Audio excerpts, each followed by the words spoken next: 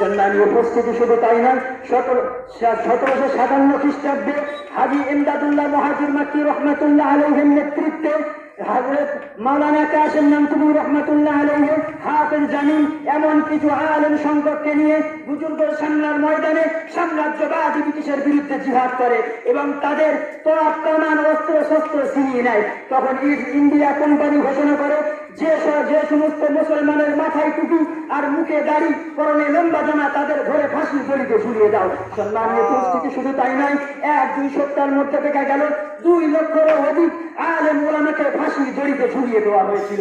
সম্মানীয় উপস্থিতি, এত অন্যায় অত্যাচার অবিচারকে সামনে রেখে হযরত মাওলানা ফজলে হক খয়রবাদী রহমাতুল্লাহ আলাইহি 300 আলেমগণকে নিয়ে দিল্লির জামে মসজিদে ফতোয়া জারি করে সাম্রাজ্যবাদী ব্রিটিশের বিরুদ্ধে জিহাদ এবং একাধিক পুস্তকে লেখেন। সেই সব পুস্তকগুলি সাম্রাজ্যবাদী ব্রিটিশ বাজেয়াপ্ত করে এবং খয়রবাদীকে সেলুলের জেলে বন্দী করে। সম্মানীয় উপস্থিতি শুধু তাই নয়, 1864 খ্রিস্টাব্দ থেকে নিয়ে আর 1864 খ্রিস্টাব্দে নিয়ে আর 1867 খ্রিস্টাব্দে পর্যন্ত 1,40,000 আলেম ওলামাকে ফাঁসির দড়িতে ঝুলিয়ে দেওয়া হয়েছিল।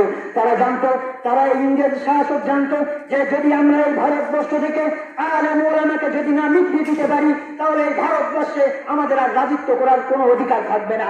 এই আলেম ওলামাকে যদি আমরা যদি না এদেরকে নিশ্চিহ্ন করতে পারি, তাহলে এই ভারতবর্ষে আমাদের আর কোনো জায়গা থাকবে না, আমাদেরকে এখান থেকে বিতাড়িত হবে। এই জন্য তারা সর্বপ্রথম আলেম ওলামা সম্প্রদায়কে নিশ্চিহ্ন করতে লাগলো। সম্মানীয় উপস্থিতি, সেই 3 বছরের মধ্যে 1,40,000 আলেম ওলামাকে ফাঁসির দড়িতে ঝুলিয়ে দেওয়া ছিল।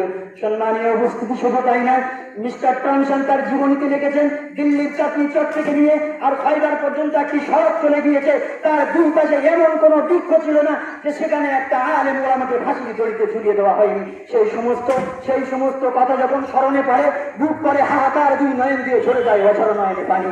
সম্মানীয় উপস্থিতি শুধু তাই নয়, তার কয়েক বছর পর অর্থাৎ স্বাধীনতার কিছু পূর্বে হুসাইন আহমদ মাদানী রহমাতুল্লাহ আলাইহি তিনি প্রকাশ্যে ঘোষণা করেন যে সাম্রাজ্যবাদী ব্রিটিশের বিরুদ্ধে, সাম্রাজ্যবাদী ব্রিটিশকে যে সাহায্য করবে এবং তাদের অধীনে চাকরি করবে সেটা হবে হারাম হারাম হারাম। সেই ফতোয়া জারি করার কারণে হুসাইন আহমদ মাদানী রহমাতুল্লাহ আলাইহিকে গুলির অর্ডার করেছিল সাম্রাজ্যবাদী ব্রিটিশ। সম্মানীয় উপস্থিতি, তার কিছুদিন পরে কারাচিতে একটি বিশাল সমাবেশ দেখেছিল। সেখানে হিন্দু, মুসলিম, জৈন, খ্রিস্টান এমন ভাবে সমস্ত জাতি, ধর্ম, বর্ণ নির্বিশেষে সকল মানুষ সেখানে সমবেত হয়েছিল। কম বেশি কয়েক লক্ষ মানুষ উপস্থিত হয়েছিল। সকলেই জানতো হুসাইন আহমদ মাদানী রহমাতুল্লাহ আলাইহি তিনি এই সমাবেশে উপস্থিত হবেন না। কিন্তু দেখা গেল সমাবেশ শুরু হবার কিছু মুহূর্তে পূর্বে হুসাইন আহমদ মাদানী রহমাতুল্লাহ আলাইহি কাফনের কাপড়কে সঙ্গে নিয়ে কবিতা পড়তে স্টেজে উঠেছিল। সম্মানীয় উপস্থিতি, সমস্ত মানুষ দেখে hayran হয়ে গিয়েছিল, সমস্ত মানুষ দেখে অবাক হয়ে গিয়েছিল যে হুসাইন আহমদ মাদানী রহমাতুল্লাহ আলাইহি নিজের জানকে না পরোয়া করে দেশকে ভালোবাসার কারণে তিনি এই সমাবেশে উপস্থিত হয়েছেন। সম্মানীয় উপস্থিতি, তিনি যখন উপস্থিত হলেন, যখন সাম্রাজ্যবাদী ব্রিটিশের বিরুদ্ধে বক্তব্য দেওয়া শুরু করেছিলেন, এমন অবস্থায় দেখা গেল সাম্রাজ্যবাদী ব্রিটিশের প্রশাসন চতুর্দিক থেকে গুলি চালানো আরম্ভ করলো। সাম্রাজ্যবাদী ব্রিটিশের গুলি একটাও হুসাইন আহমদ মাদানী রহমাতুল্লাহ আলাইহির গায়ে স্পর্শ করেনি। আল্লাহর কি কৃপা, আল্লাহর কি মেহেরবান, আল্লাহ সুবহানাহু ওয়া তাআলার কি দয়া, হুসাইন আহমদ মাদানী রহমাতুল্লাহ আলাইহির গায়ে একটি গুলিও লাগেনি। এইদিকে সাম্রাজ্যবাদী ব্রিটিশ অবাক হয়ে গেল। তারা গুলিতে না পেরে হুসাইন আহমদ মাদানী রহমাতুল্লাহ আলাইহিকে কারাদণ্ডে দণ্ডিত করার জন্য তারা কোর্টে মামলা চালালো এবং হুসাইন আহমদ মাদানী রহমাতুল্লাহ আলাইহিকে 4 বছর সশ্রম কারাদণ্ডে দণ্ডিত করা হলো। সম্মানীয় উপস্থিতি, তার কয়েক বছর পরে সমস্ত জাতি, ধর্ম, বর্ণ নির্বিশেষে সকলের বুকের তরতাজা রক্ত এই ভারতবর্ষের জমিনে ঢেলে দিয়ে, এই ভারতকে রক্তে লাল করে দিয়ে ভারত থেকে সাম্রাজ্যবাদী ব্রিটিশকে বিতাড়িত করেছে। সম্মানীয় উপস্থিতি, তাই তো আমরা এই 15ই আগস্ট স্বাধীনতা উদযাপন করি।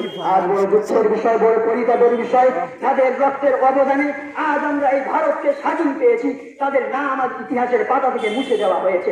আমি ওইসব ঐতিহাসিক লেখকদের বলতে চাই, তোমাদের কলমে কি একটু কালি ছিল না, যেখানে হুসেন আহমদ মাদানী রহমাতুল্লাহ আলাইহির নাম লেখার মতো, যেখানে হযরত মাওলানা ফজলে হক খয়রাবাদীর নাম লেখার মতো, যেখানে হযরত শাহ ওলিউল্লাহ মুহাদ্দিস দেহলভী রহমাতুল্লাহ আলাইহির নাম লেখার মতো। আজ বড় দুঃখের বিষয়, বড় পরিতাপের বিষয়, আমাদের সেই আলেম ওলামাদেরকে, যেসব আলেম ওলামা আজ এই ভারতবর্ষের স্বাধীনের পিছনে প্রথম অবদান, তাদের নাম আজ ইতিহাসের পাতা থেকে মুছে দিয়েছে।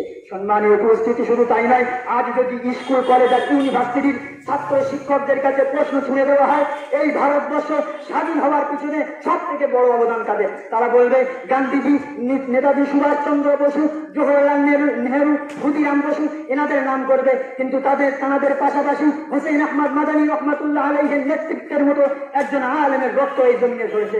সম্মানীয় উপস্থিতি, আজ যদি এই ভারতবর্ষের মাটিকে নির্মানো যায় তাহলে দেখা যাবে এখান থেকেই আলেম ওলামাদের রক্তে টপকে টপকে পড়ছে। কিন্তু আজ বড় দুঃখের বিষয়, আজ বড় পরিতাপের বিষয়, ইতিহাসের পাতা থেকে তাদের নামগুলোকে মুছে দেওয়া হয়েছে। সম্মানীয় উপস্থিতি, পরিশেষে আমি কবির কণ্ঠে বলতে চাই, রক্তরাঙা ভারতবর্ষ আমাদেরই ভারতরে, রক্ত দিয়ে গড়েছি মোরা ভারতবর্ষের স্বাধীনতাকে, রক্ত দিয়ে গড়েছি মোরা ভারতবর্ষের স্বাধীনতাকে। ইতিহাসের পাতায় মোরা পেলাম না কোথায়, তারাই হলো সেনানায়ক যাদের বন্ধ নাই, পেলে কলম বুঝিয়ে দেব সত্য ইতিহাস কারে কয়। ওয়াখিরু দাওয়ানা আলহামদুলিল্লাহি রাব্বিল আলামিন। মাশাআল্লাহ, মাশাআল্লাহ, আল্লাহু আকবার, যদি আমার আল্লাহু আকবার, সুন্দরবন হানাফিয়া মিশন জিন্দাবাদ, সুন্দরবন হানাফিয়া মিশন জিন্দাবাদ, জিন্দাবাদ, জিন্দাবাদ। মাশাআল্লাহ। আলহামদুলিল্লাহ, আমরা এখানে কিন্তু এদেশো বাংলা স্বাধীনতার বিষয়ে শুনলাম, বক্তৃতা শুনলাম। প্রিয় ভাইরাজি, আমরা তো জানি এদেশো যে ইমানের